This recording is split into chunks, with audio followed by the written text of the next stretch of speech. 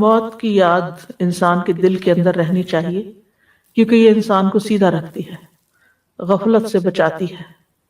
ذنون مصری کہتے ہیں جب تم سونے لگو تو موت کو تکیہ بنایا کرو، جب تم کھڑے ہو جاؤ تو موت کو اپنی نگاہوں کا ہدف بنایا کرو، تم ایسے ہو جاؤ گویا تمہیں دنیا کی کوئی حاجت نہیں اور تمہارے پاس آخرت کے سوا کوئی چارہ نہیں۔ کعب کہتے ہیں جو موت کی حقیقت کو پہچان لیتا ہے اس پر دنیا کی مصیبتیں اور پریشانیاں ہلکی ہو جاتی ہیں۔ اور سبحان اللہ، یہ بات بڑی ہی سچی ہے، بہت سچی۔ انسان چھوٹی چھوٹی چیزوں پر، چھوٹی چھوٹی باتوں پر پریشان ہوتا ہے، لیکن جب وہ یہ سوچ لیتا ہے نا کہ بس تھوڑے ہی دن کی بات ہے، چلے جانا یہاں سے، مسافر بن کے جیتا ہے، مسافر بن کے دنیا میں رہتا ہے، دل نہیں لگاتا، تو بڑے سے بڑا ایشو اس کے لیے مسئلہ نہیں بنتا۔ وہ کہتا ہے یہ مسئلہ بھی ختم ہو جانا ہے اور میں نے بھی ختم ہو جانا ہے، پھر ہم سب نے اللہ کے حضور حاضر ہونا ہے۔ اگر کوئی شخص میرے ساتھ ظلم اور زیادتی کر رہا ہے تو اللہ تعالیٰ خود اس کو پوچھ لے گا، انصاف کا ایک دن جو ہے۔ تو یہ چیز اس کو بے نیاز کر دیتی ہے لوگوں کے رویے سے بھی۔ پھر اسی طرح یہ ہے کہ ابو ہریرہ رضی اللہ عنہ کے بارے میں آتا ہے جب کسی کو جنازہ اٹھائے ہوئے دیکھتے تو کہتے چلتے جاؤ ہم تمہارے پیچھے آ رہے ہیں، یعنی جنازے والے کو، میت کو مخاطب، تم چلو ہم بھی آ رہے ہیں۔ اور وہ بھی چلے گئے نا، حضرت ابو ہریرہ بھی چلے گئے اور ہم نے بھی اسی طرح چلے جانا ہے۔ تو موت کی حقیقت یہ ہے کہ نمبر ایک، ہر شخص نے مرنا ہے، کل نفس ذائقۃ الموت۔ پھر یہ کہ ہماری جان کس فرشتے نے نکالنی ہے وہ بھی مقرر کر دیا گیا ہے، وہ بھی نامینیٹ ہو چکا ہے کہ فلاں شخص پر فلاں فرشتہ جائے گا، کیونکہ بیک وقت دنیا میں کتنے لوگ فوت ہو رہے ہوتے ہیں، تو ہر ایک کے لیے اپوائنٹڈ ہیں فرشتے۔ قل یتوفاکم ملک الموت الذی وکل بکم ثم الی ربکم ترجعون، کہہ دو کہ موت کا فرشتہ جو تم پر مقرر کیا گیا تمہاری جانیں قبض کر لیتا ہے، پھر تم اپنے رب کی طرف لوٹائے جاتے ہو۔ پھر یہ ہے کہ موت سے فرار ممکن نہیں ہے۔ قل ان الموت الذی تفرون منہ فانہ ملاقیکم، جس موت سے تم بھاگتے ہو وہ خود آ جائے گی، تم بھاگنا فائدہ نہیں دے گا۔ انسان چاہے بہت بڑے بڑے قلعوں میں بند ہو جائے تب بھی موت آ جائے گی۔ حضرت انس کہتے ہیں جب فاطمہ رضی اللہ عنہا نے رسول اللہ صلی اللہ علیہ وسلم کی موت کی شدت محسوس کی تو وہ آپ سے کہنے لگی ہائے تکلیف۔ آپ نے فرمایا اے میری بیٹی، تمہارے باپ پہ وہ وقت آ گیا ہے کہ اللہ اس سے کسی کو بھی نہیں چھوڑنے والا قیامت کے دن کی ملاقات کے لیے۔ پھر اسی طرح یہ کہ موت کا وقت اور جگہ بھی مقرر ہے کہ کس زمین پر موت آئے گی، کتاباً مؤجلہ، لکھا ہوا وقت ہے، کون سی جگہ اور کون سا وقت۔ اور رسول اللہ صلی اللہ علیہ وسلم نے فرمایا جب کسی خاص جگہ میں کسی کو موت دینے کا فیصلہ کر دیا جاتا ہے تو اس کے لیے وہ جگہ محبوب بنا دی جاتی ہے اور وہاں اس کی کوئی ضرورت پیدا کر دی جاتی ہے، انسان چل کے وہاں چلا جاتا ہے اور وہاں آگے موت کھڑی ہوتی ہے۔ پھر یہ بھی یاد رکھے کہ موت کی سختیاں بھی ہیں۔ کلا اذا بلغت التراقی وقیل من راق، یعنی سارے جسم سے آہستہ آہستہ پاؤں سے جان نکلنا شروع ہوتی ہے، پھر اوپر آتے آتے پھر ہاتھوں سے، پھر عین آ کے حلق میں اٹک جاتی ہے۔ تو جب جان ہنسلیوں تک پہنچ جائے گی، سورۃ القیامہ میں آتا ہے، کہا جائے گا کون ہے دم کرنے والا، تاکہ یہ روح نکل جائے، اس کی روح نکلنے میں بھی مشکل ہوتی ہے، اور وہ یقین کر لے گا کہ یہ جدائی کا وقت ہے،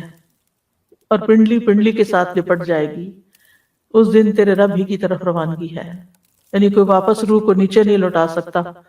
زندگی نہیں دے سکتا۔ انبیاء بھی موت کی تکلیف سے گزرے ہیں۔ حضرت عائشہ کہتی ہیں کہ وفات کے وقت رسول اللہ صلی اللہ علیہ وسلم کے سامنے ایک بڑا پیالہ تھا یا چمڑے کی تھیلی تھی جس میں پانی تھا، آپ اپنے دونوں ہاتھ اس برتن میں ڈالتے، یعنی دونوں ہاتھ پانی میں ڈالتے، پھر ہاتھوں کو اپنے چہرے پر ملتے، جیسے وضو کرتے ہیں نا چہرہ ملتے ہیں، اور فرماتے لا الہ الا اللہ، بلا شبہ موت میں سختی ہے۔ پھر آپ اپنا ہاتھ اٹھا کر فرمانے لگے پھر رفیق الاعلیٰ، یہاں تک کہ آپ کی روح قبض کر لی گئی اور آپ کا ہاتھ جھک گیا۔ شداد بن اوس کہتے ہیں کہ موت دنیا اور آخرت میں مومنوں پر بہت ہولناک مصیبت ہے، اور موت آریوں کے چیرنے سے بھی زیادہ سخت ہے، کینچیوں کے کاٹنے سے بھی زیادہ شدید ہے، ہانڈیوں میں کسی چیز کے جوش کھانے سے بھی زیادہ سخت ہے، اور اگر کسی آدمی کو دوبارہ زندہ کیا جائے پھر وہ دنیا والوں کو موت کی تکلیف کے بارے میں بتا دے تو لوگ اپنی زندگیوں سے فائدہ نہ اٹھا سکیں گے، اور نہ ہی اپنی نیند کا مزہ لے سکیں گے۔ تو موت جو ہے وہ ایک گھبرا دینے والی چیز ہے، بہرحال گزرنا اس سے سب کو ہی ہے، اس منزل کو پار کرنا ہے، اس پل سے گزر کر دوسری طرف جانا ہے، لہذا عقل مند وہی ہے جو اس کی تیاری کرتا رہے۔ ہم اپنی دنیا کو بہت سارا وقت دیتے ہیں اور اپنی آخرت کو بھولے رہتے ہیں۔ دنیا کے کام بھی آخرت میں اجر کی نیت سے کریں تو وہ بھی عبادت بن جاتے ہیں، ایز لانگ ایز کہ وہ جائز ہوں، حلال درست کام ہوں۔ لیکن آخرت سے بالکل بے فکر اور غافل ہو کر بالکل ناسمجھ لوگوں کی طرح زندگی بسر کرنا یا حیوانوں کی طرح زندگی بسر کرنا، یہ اپنے ساتھ زیادتی ہے۔ بہرحال اب اگر قریب میں سے، اپنے قریب والوں میں سے، پیاروں میں سے کسی کی وفات کا وقت ہوتا ہے تو جو ہی روح نکلے سب سے پہلے انا للہ و انا الیہ راجعون پڑھے، کیونکہ وہ غم اور دکھ کا وقت ہوتا ہے۔ اور پھر یہ دعا، اللہم اجرنی فی مصیبتی واخلف لی خیرا منہا، کہ اللہ مجھے میری مصیبت میں اجر دے اور مجھے اس کا بہتر نعم البدل عطا فرما۔ تو اللہ تعالیٰ اس کو بہتر نعم البدل عطا کرتے ہیں، یہ اس کا غم دور کر دیتے ہیں۔ پھر اپنے ساتھ تہیہ کریں کہ میں اپنی زبان سے کوئی ایسی بات نہیں کروں گا جو رب کو ناراض کرنے والی ہو۔ جانے والا چلا گیا، ہمارے جسم کا حصہ چلا گیا، ہمارے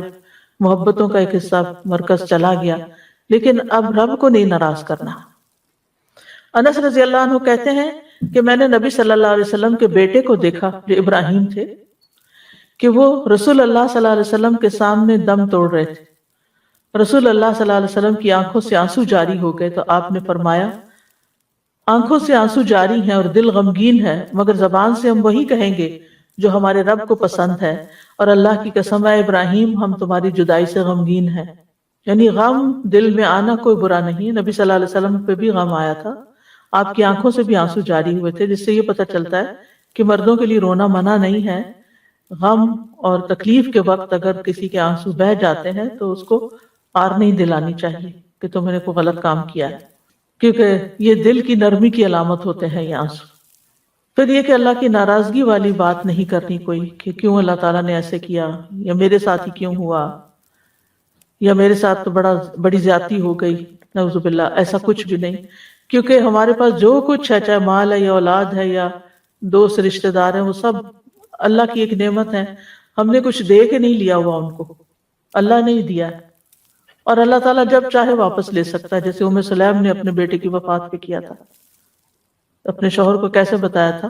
کہ اگر اللہ تعالیٰ، اگر کوئی شخص تمہیں کچھ دے امانت کے طور پر اور پھر وہ واپس لینے آ جائے تو تم ناراض ہوگے، تو اس نے کہا تمہارا بیٹا بھی اللہ کی امانت تھا، اس نے واپس لے لیا۔ رسول اللہ صلی اللہ علیہ وسلم نے فرمایا، جب کسی آدمی کا بچہ فوت ہو جاتا ہے تو اللہ تعالیٰ فرشتوں سے فرماتا ہے، کیا تم نے میرے بندے کے بیٹے کی روح قبض کی؟ وہ عرض کرتے ہیں ہاں۔ اللہ تعالیٰ فرماتے ہیں تم نے اس کے دل کا ٹکڑا قبض کر لیا؟ وہ عرض کرتے ہیں جی ہاں۔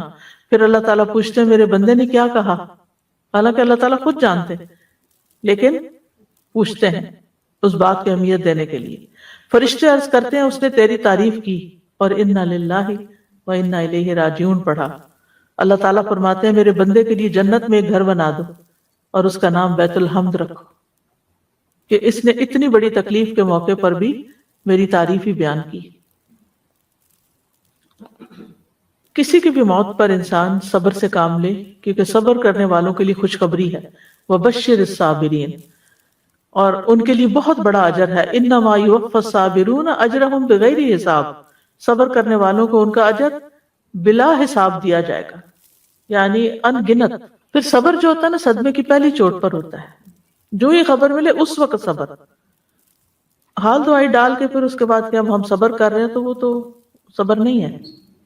اور خاص طور پر بچوں کی وفات پر صبر، تو نبی صلی اللہ علیہ وسلم نے فرمایا قسم اس کی جس کے ہاتھ میں میری جان ہے، پیدا ہونے سے پہلے فوت ہونے والا بچہ اپنی ماں کو اپنی عمل سے کھینچ کے جنت میں لے جائے گا جب وہ اس پر ثواب کی نیت سے صبر کرے۔ تو اگر وہ کچا بچہ جو ہے وہ لے جا سکتا ہے، تو جو بڑا بچہ ہو اس کے بارے میں کیا کہنا کہ اگر ماں اس پر صبر کرتی ہے۔ پھر اسی طرح یہ ہے کہ دوسروں کو بھی صبر کی تلقین کرنی چاہیے۔ آس پاس میں جو لوگ ہیں وہ کوئی ایسی بات نہ کریں جو اللہ تعالیٰ کو ناراض کرنے والی ہو۔ اسامہ بن زید کہتے ہیں کہ نبی صلی اللہ علیہ وسلم کی ایک صاحبزادی نے آپ کو اطلاع بھجوائی کہ میرا ایک بیٹا مرنے کے قریب ہے، آپ اس کے لیے تشریف لائیں۔ آپ نے انہیں سلام کہلوایا اور فرمایا ان للہ ما اخذ وَلَهُ مَا آتَى وَكُلٌّ عِندَهُ بِأَجَلٍ مُّسَمًّى فَلْتَصْبِرْ وَلْتَحْتَسِبْ، اللہ ہی کا ہے جو اس نے لے لیا، یعنی غم نہ کرو، یہ جو تم فوت ہو رہا ہے یہ اللہ ہی کا ہے، اور جو اس نے دیا وہ بھی اسی کا تھا، اور ہر چیز اس کے ہاں وقت مقرر پر واقع ہو جاتی ہے، اس لیے صبر کرو اور اللہ سے ثواب کی امید رکھو۔ پھر اسی طرح جزا فضا نہیں کرنا چاہیے۔ جزا کہتے ہیں بری بات منہ سے نکالنے کو اور بدگمانی کرنے کو۔ رسول اللہ صلی اللہ علیہ وسلم نے فرمایا، دو آوازیں دنیا اور آخرت میں ملعون ہیں، نعمت ملنے پر گانا بجانا اور مصیبت کے موقع پر جزا فضا کی آوازیں نکالنا۔ یعنی رونا منع نہیں ہے، لیکن رونے کے ساتھ بول بول کے رونا منع ہے، اور عجیب و غریب آوازیں نکالنا منع ہے۔ پھر نوحہ نہیں کرنا چاہیے۔ رسول اللہ صلی اللہ علیہ وسلم نے غم کے وقت چلا کر رونے والی، سر منڈوانے والی اور گریبان چاک کرنے والی عورتوں سے اپنی بیزاری کا اعلان کیا ہے، یعنی عورت کو اپنے پورے بال منڈوانے نہیں چاہیے۔ اب آپ سوال کریں گے کہ کیمو تھراپی سے سارے گر جائیں، تو وہ تو اس نے تو نہیں منڈوائے نا، وہ تو گر گئے، بیماری کی وجہ سے ایسا ہوا، وہ اس میں نہیں آتا۔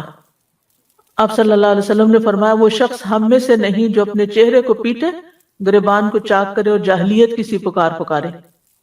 پھر میت کے پاس خیر کے کلمات بولنے چاہیے، اچھی بات کرنی چاہیے۔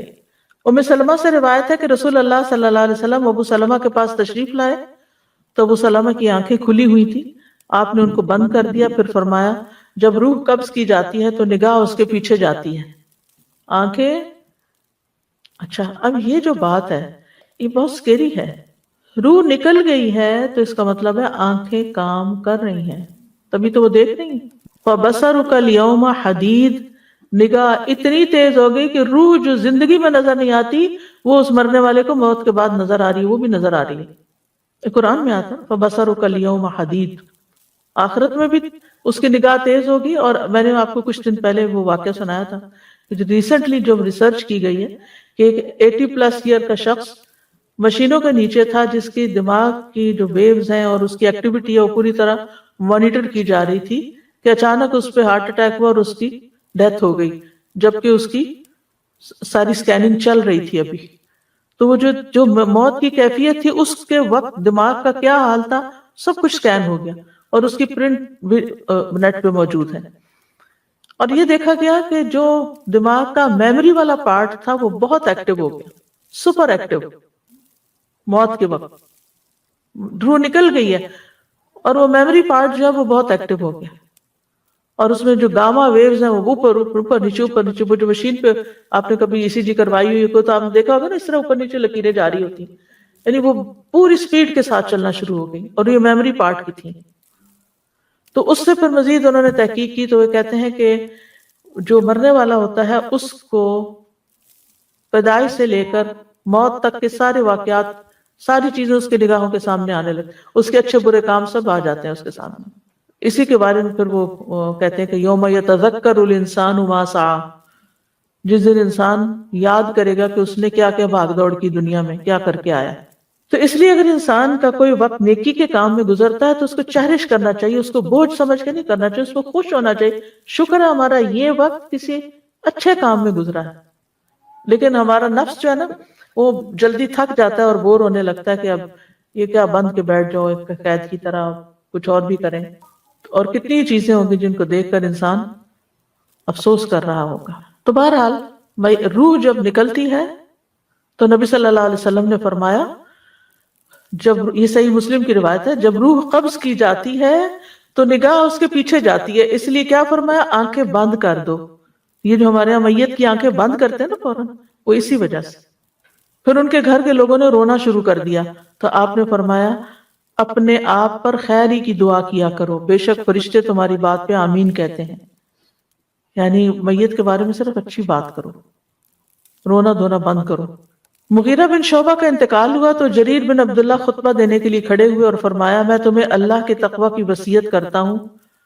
جو اکیلا ہے اس کا کوئی شریک نہیں، اور تم بات سنو اور اطاعت کرو جب تک تمہارا دوسرا امیر نہیں آ جاتا۔ پھر فرمایا، مغیرہ بن شعبہ کے لیے استغفار کرو، اللہ تعالیٰ اس کو معاف کرے، کیونکہ مغیرہ درگزر کرنے کو پسند کرتے تھے، ان کی اچھی تعریف بھی کی۔ اس واقعے سے مسند احمد میں دو باتیں پتہ چلتی. ایک تو یہ کہ جب کوئی فوت ہو جائے تو وہاں پر اگر کوئی شخص کچھ واعظ نصیحت کر لے تو کوئی بری بات نہیں ہے، جیسے کہ ان صحابی نے بوقت ضرورت کی. ٹھیک ہے، یہ ایک روٹین نہیں تھی، کوئی رسم رواج نہیں تھا کہ کوئی فوت ہو تو ساتھ ہی درس شروع کر دیا جائے، لیکن اگر لوگ وہاں موجود ہیں تو وقت ضائع کرنے کی بجائے ان کو اگر کوئی تعلیم دے دی جائے تو اس میں کوئی حرج کی بات نہیں ہے. اور دوسری بات یہ کہ وہ ان کی تعریف کر رہے تھے کہ یہ میت یعنی کہ جو مغیرہ تھے وہ لوگوں کو معاف کر دیا کرتے تھے، تو ان کے لیے دعا کرو کہ اللہ تعالیٰ ان کو بھی معاف کر دے. اللہ کو صحابی رسول تھے، ان کو بھی بخشش کی دعا چاہیے تھی. پھر اگر میت کے ساتھ آپ کا کوئی اختلاف ہو، کوئی ناراضگی ہو چکی ہو، کوئی بات ہو، تو اب اس کو بلا دیں، وہ پہنچ گیا اپنے انجام کو، اب آپ معاف کریں اس کو. نبی صلی اللہ علیہ وسلم نے فرمایا مردوں کو برا نہ کہو کیونکہ انہوں نے جیسا عمل کیا اس کا بدلہ پا لیا. سنن نبی داؤد کی روایت میں ہے نبی صلی اللہ علیہ وسلم نے فرمایا جب تمہارا ساتھی وفات پا جائے تو اسے چھوڑ دو، اس کے عیب بیان نہ کرو، اب معاف کر دو اس کو. پھر یہ کہ جلد از جلد کفنانے دفنانے کا انتظام کرو. نبی صلی اللہ علیہ وسلم نے فرمایا جنازہ لے کر جلدی چلا کرو، کیونکہ اگر وہ نیک ہے تو تم اس کو خیر کی طرف آگے کر رہے ہو، اور اگر وہ اس کے سوا ہے تو ایک شر ہے جسے تم اپنی گردنوں سے اتار دیتے ہو. پھر اسی طرح پہلا کرنے کا کام یہ ہے کہ اگر میت پہ کوئی قرض ہو تو اعلان کر دینا چاہیے فوراً کہ اگر کسی کا بھی قرض ہے تو وہ بتائے، کوئی دلیل لائے، اور دفنانے سے پہلے اس کا قرض ادا کر دینا چاہیے اسی کے مال میں سے. اور اگر نہیں تو کوئی اور رشتہ دار ذمہ داری لے لے، کیونکہ قرض کی دعاؤں میں نے تفصیل سے آپ کو بتایا تھا کہ جب تک قرض ادا نہ ہو انسان سکون نہیں پا سکتا قبر میں، کیونکہ شہید سے بھی سارے گناہ معاف ہو جاتے ہیں لیکن قرض کا گناہ نہیں معاف ہوتا. پھر یہ کہ میت کو قریبی رشتہ دار غسل دیں، اپنی ہی بیٹی، اپنی بہن، اپنی والدہ، قریب ترین لوگوں کا حق ہے. اور اگر ان کو غسل دینا نہیں آتا تو کوئی ایک غسل دینے کا طریقہ جاننے والا غسل دے اور ان کو ساتھ پانی ڈالنے کے لیے کہے اور ان کو ساتھ ساتھ سکھاتا بھی جائے. یہ کوئی ایکسکیوز نہیں ہے کہ انسان کہ مجھے آتا نہیں اس لیے میں اس طرف کھڑا ہوں. ہاں ٹھیک ہے، اگر آپ صحت کے کسی مسئلے کی وجہ سے بیچ میں شریک نہیں ہو سکتے، آپ جھک نہیں سکتے، آپ میت کو اٹھا نہیں سکتے، آپ کمزور ہیں، بیمار ہیں، کوئی وجہ ہے، وہ تو اور چیز ہے. ادروائز قریبی لوگ اس کو، کیونکہ بعض لوگ تو ٹچ بھی نہیں کر، اپنی میت کو ٹچ نہیں، پروفیشنل کو بلاتے تم آ کے غسل، وہ تم غسل دے دو، تم کفن پہنا دو، ہم نہیں پاس آ رہے، ڈر رہے وہ تمہیں پکڑ کے ساتھ لے جائے گا، ایک دن تو جانا ہی ہے. تو بلکہ ہاتھ لگائے انسان تو زیادہ اچھا ہوتا ہے کہ انسان کو ایک سکون سا بھی آ جاتا ہے، پرائیویسی کا بھی. بالکل. نبی صلی اللہ علیہ وسلم کو جب غسل دینے پر اتفاق ہو گیا تو گھر میں صرف آپ کے اہل خانہ تھے. چچا عباس تھے، چچا کے بیٹے علی بن ابی طالب تھے، چچا کے بیٹے فضل بن عباس تھے، قسم بن عباس تھے، اسامہ بن زید تھے، اور آپ کے آزاد کردہ غلام صالح. تو اسی دوران ایک انصاری بھائی اوس نے آواز دے کے کہا حضرت علی کو کہ اے علی، میں اللہ کی قسم دیتا ہوں آپ کو رسول اللہ صلی اللہ علیہ وسلم کے غسل میں ہمارا حصہ بھی رکھنا. حضرت علی نے فرمایا اندر آ جاؤ، تو وہ بھی اندر چلے گئے. اس موقع پہ موجود رہے، انہوں نے غسل میں شرکت نہیں کی، انہوں نے آپ صلی اللہ علیہ وسلم کو اپنے سینے سے سہارا دیا، یعنی سہارا دینے والوں میں شامل ہو، جبکہ آپ کی قمیص آپ کے جسم پر تھی.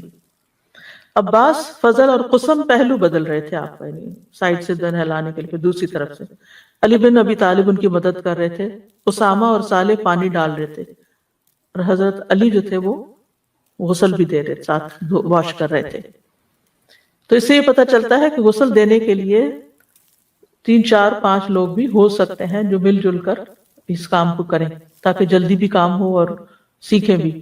جن کو نہیں آتا. پھر یہ کہ بیری کے پانی سے غسل دینا،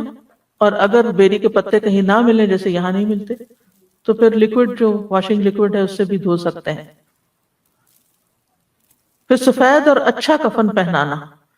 نبی صلی اللہ علیہ وسلم نے فرمایا سفید لباس پہنا کرو، یہ تمہارا بہترین لباس ہے، اور اسی میں مردوں کو کفن دیا کرو. پھر یہ کہ اچھا کفن ہونا چاہیے. آپ نے فرمایا جب کوئی آدمی اپنے بھائی کو کفن دینے کا ذمہ دار بنے تو اچھا کفن دے، کیونکہ مردوں کو اپنے کفنوں میں اٹھایا جائے گا اور اسی لباس میں وہ ملاقات کریں گے۔ ایک اور روایت میں آتا ہے جس نے میت کو غسل دیا اور اس کی کسی ناپسندیدہ چیز کی پردہ پوشی کی، یعنی کسی کو نہیں بتایا، اللہ اس کے گناہوں کی پردہ پوشی کرے گا۔ اور جس نے کسی مسلمان کو کفن دیا، اللہ تعالیٰ اسے قیامت کے دن سندس کا لباس پہنائے گا۔ تو کفن ڈونیٹ بھی کرنے چاہیے، خاص طور پر اگر کسی جگہ بہت کٹھی موتیں واقع ہو جائیں اور کفن کی کمی ہو جائے تو اس میں تو ضروری حصہ ڈالنا چاہیے، ادروائز بھی دینے چاہیے۔ جی، الوداع کی کیٹیگریز میں ایک کیٹیگری بھی ہے، کیونکہ ہوتا یہ ہے کہ جس وقت بعض لوگ یعنی کہ اچانک وفات ہو جاتی ہے، گھر والوں نے کفن لے کے نہیں رکھا ہوتا، رات کا وقت ہوتا ہے، ایسا وقت جمعہ یا ہڑتال یا کئی مسائل کھڑے ہو گئے تھے، جس کے بعد الوداع نے ڈیسائیڈ کیا کہ نہیں ہر وقت، اور ہمارے سٹاف کی گاڑیوں میں بعض اوقات جو لوگ، اور مجھے کچھ یاد پڑتا ہے میری نانی شاید زمزم کے پانی سے گیلا کر کے لائیں تھی، وارڈروب میں اگر لٹکا ہوا ہو تو جب انسان کھولے تو یاد آ جائے کہ یہ ایک دن یہ بھی ڈریس پہننا ہے۔ پھر یہ کہ جنازے کے پاس آوازیں نہیں بلند کرنی چاہیے، باتیں نہیں کرنی چاہیے، کوئی زور زور سے نہیں بولنا چاہیے، ایک احترام اور ادب رہنا چاہیے، نہلانے والوں کو بھی بہت باتیں نہیں کرنی چاہیے، تاکہ ایک جو روب ہوتا ہے نا، موت کی جو گھبراہٹ ہوتی ہے وہ باقی رہے، انسان اس سے کوئی سبق سیکھے۔ پھر عورتوں کو جنازے کے ساتھ نہیں جانا چاہیے۔ حضرت عائشہ کہتی ہیں کہ آپ صلی اللہ علیہ وسلم نے عورتوں کو جنازے کے پیچھے جانے سے منع فرمایا اور فرمایا کہ ان کے لیے اس کام میں کوئی اجر نہیں۔ مردوں کے لیے تو اجر ہے نا، وہ ایک یعنی قرات کا جو جنازہ پڑے اور 2 قرات جو دفن تک رہے وہاں، فرمایا ان کے لیے اس کام میں کوئی اجر نہیں، یعنی ایک الٹا آپ نافرمانی کرتے ہیں نبی صلی اللہ علیہ وسلم کی وہاں جا کر، اور دوسرا ہے کہ کچھ کما کے نہیں آتے۔ پھر دفنانے کے بعد رک کر میت کے لیے بخشش اور ثابت قدمی کی دعا بھی کی جائے۔ عثمان بن عفان سے روایت ہے کہ نبی صلی اللہ علیہ وسلم جب میت کی تدفین سے فارغ ہو جاتے تو اس کے پاس کچھ دیر ٹھہرتے اور فرماتے اپنے بھائی کے لیے مغفرت طلب کرو، اس کے لیے ثابت قدمی کی دعا کرو، کیونکہ اب اس سے سوال ہوگا۔ یعنی دفنانے کے بعد ایک دم نہ نکلے وہاں سے، بلکہ کھڑے ہو کر دعا کریں کہ اللہ اس کو اس امتحان میں کامیاب کرے جو سب منکر نکیر کے سوالوں کا ہے۔ حضرت عمرو بن العاص نے وصیت کی تھی، انہوں نے وصیت کی تھی کہ جتنی دیر میں بچوں میری قبر پر اس وقت تک کھڑے رہنا جتنی دیر میں اونٹ کو ذبح کر کے اس کا گوشت کاٹ کے تقسیم کیا جاتا ہے، 1 گھنٹہ بھر تقریباً۔ پھر میت کے لیے دعا جو ہے وہ سب سے بڑا تحفہ جو آپ اس کو دے سکتے ہیں۔ نبی صلی اللہ علیہ وسلم جب میت کو دفن کر کے فارغ ہو جاتے تو اس کی قبر پر رکتے اور فرماتے اپنے بھائی کے لیے استغفار کرو، بخشش کی دعا مانگو، خاص طور پر اولاد کی دعا، کیونکہ نبی صلی اللہ علیہ وسلم نے فرمایا جب انسان مر جاتا ہے تو اس کے اعمال کا سلسلہ ختم ہو جاتا ہے، سوائے 3 چیزوں کے جن کا ثواب میت کو پہنچتا رہتا ہے: صدقہ جاریہ، یا لوگوں کو فائدہ دینے والا علم، یا نیک اولاد جو میت کے لیے دعا کرتی ہے۔ اولاد کی دعا یعنی خاص طور پر اولاد کی دعا میت کے درجات کی بلندی کا باعث بنتی ہے، تو نہیں بچوں کو بٹھا کے اس ٹاپک پہ بات کر کے ان کو دعا سکھانی بھی چاہیے اور تلقین بھی کرنی چاہیے۔ رسول اللہ صلی اللہ علیہ وسلم نے فرمایا بے شک اللہ عز و جل جنت میں نیک بندے کا درجہ بلند فرمائیں گے تو وہ کہے گا یا رب یہ درجہ مجھے کیسے حاصل ہوا؟ اللہ تعالیٰ فرمائے گا تیرے بیٹے کا تیرے لیے استغفار کرنے کی وجہ سے، یعنی تمہارے اپنے اعمال یہاں تک تھے اور تمہارے بچے نے جو دعائیں کی اس کی وجہ سے اور اوپر چلے گئے۔ بچے یہاں ولد کا لفظ جو ہے نا بچہ بچی دونوں کے لیے استعمال ہوتا ہے۔ اب میت کی بخشش کی دعائیں کون سی ہیں؟ ایک تو قرآن مجید کی وہ دعا جو پہلے بھی ایک دفعہ آپ کو واضح کر چکی ہوں، ربنا اغفر لنا ولاخواننا الذین سبقونا بالایمان ولا تجعل فی قلوبنا غلا للذین آمنوا ربنا انک رؤوف الرحیم، اے ہمارے رب ہمیں بھی بخش دے اور ہمارے ان بھائیوں کو بھی جو ہم سے پہلے ایمان لائے تھے، اور جو لوگ ایمان لائے ہیں ان کے لیے ہمارے دلوں میں کدورت نہ رہنے دے، اے ہمارے رب تو بڑا شفقت کرنے والا اور رحم کرنے والا ہے۔ یعنی سب سے پہلے اپنی بخشش کی دعا اور پھر دوسرے ایمان والوں کے لیے۔ پھر ہے اللہم اغفر لحینا ومیتنا وصغیرنا وکبیرنا وذکرنا وانثانا وشاہدنا وغائبنا اللہم من احییتہ منا فاحیہ علی الایمان ومن توفیتہ منا فتوفہ علی الاسلام اللہم لا تحرمنا اجرہ ولا تضلنا بعدہ، اے اللہ ہمارے زندوں اور ہمارے مرنے والوں کو بخش دے، اور ہمارے چھوٹوں اور ہمارے بڑوں کو، ہمارے مردوں کو اور ہمارے مردوں کو اور ہماری عورتوں کو، ہمارے موجود لوگوں کو اور جو ہم میں موجود نہیں ہیں ان کو بھی۔ اے اللہ، ہم میں سے جسے تو زندہ رکھے تو اسے ایمان کے ساتھ زندہ رکھ، اور ہم میں سے جسے تو موت دے اسے اسلام پر موت دے۔ اے اللہ، ہمیں اس مرنے والے کے اجر سے محروم نہ رکھ، اور اس کے بعد ہمیں گمراہ نہ کرنا۔